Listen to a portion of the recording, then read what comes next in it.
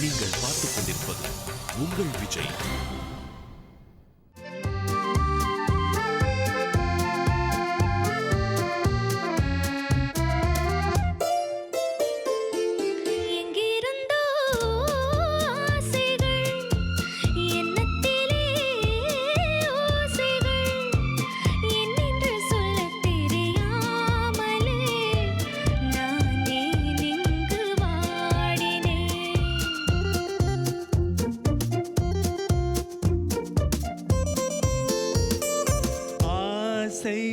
வரும் வயது உந்தன் வயது, பேசும் இளமனது எந்தன் மனது, ஆழவன் பார்வையில் ஆயிரம் இருக்கும் மாதுளம் நாளொரு தூதுகள் அனுப்பும், என்னென்ன சுகம் வருமோ.